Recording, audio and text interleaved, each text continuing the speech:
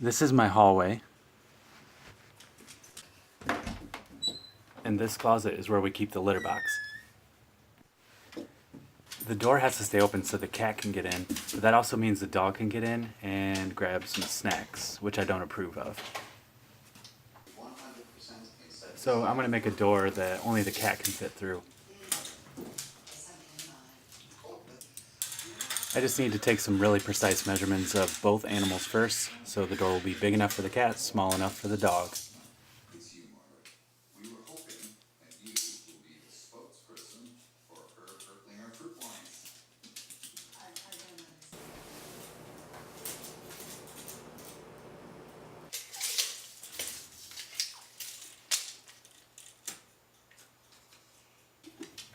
The first step here is taking the door off its hinges so I can take it right to the shop and it's a lot easier to work on.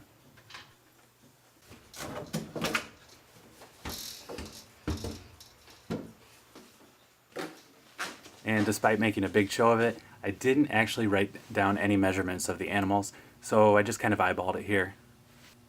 The finished dimensions actually ended up being about 6 inches wide by 10 inches tall, which if you look at any of the kits that are sold online, that's about the same size.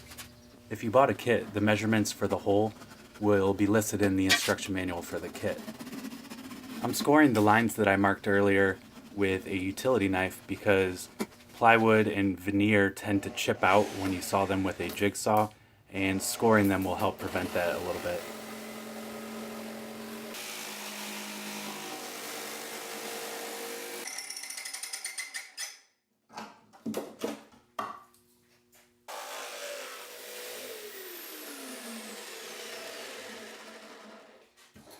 So this is why I scored it. You can see the tear out on this compared to this side. However, I made a mistake and I crossed on that side of the score line and I lost some plywood or some veneer, I guess. So I'll just have to make sure my trim covers that. If you bought a kit, you're almost done at this point. You just slide the kit onto the hole that you cut out. Since I'm making mine custom, here's where I start to cut and mill the lumber and then assemble it. There's no use in trying to color match here because this is Baltic birch, probably 50 years old, with some amber shellac, which I do not have. So I'm just going to use some maple scraps I have laying around and probably give it a coat of water-based poly and call it a day.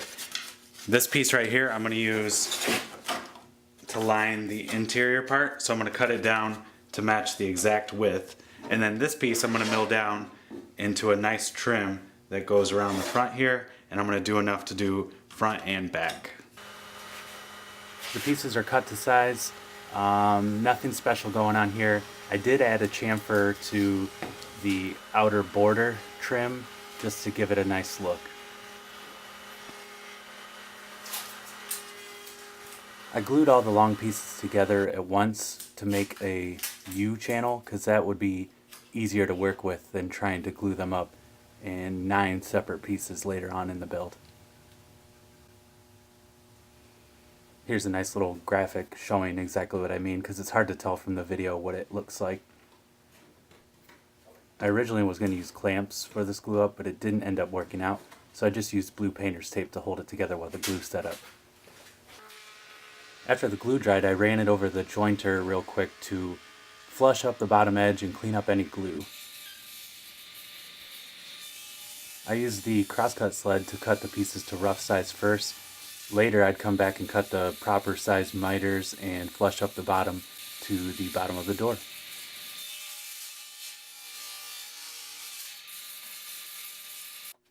Since the piece was so wide, I had to bevel the blade to 45 degrees and cut it that way, as opposed to using the miter sled.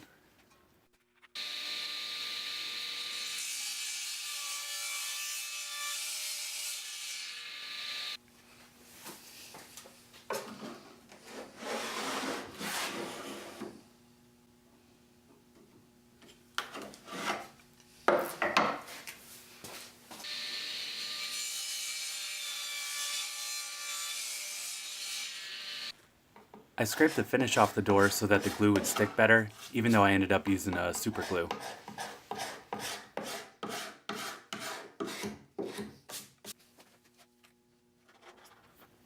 The super glue I used came with an activator, so it dried pretty much instantly, which was great because clamping these to the door wasn't really going to work out very well. So I just held it in place till the glue set up.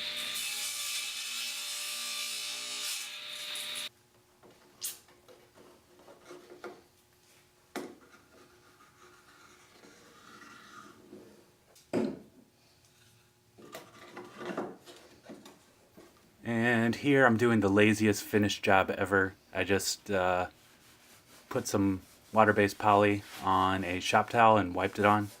It worked. Any finish is a wipe-on finish if you try hard and believe in yourself.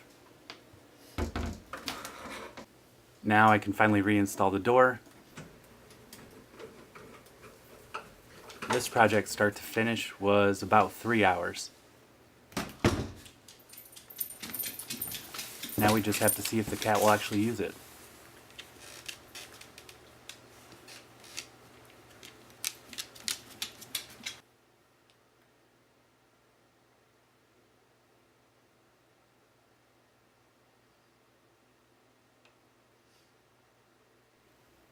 Thanks for watching.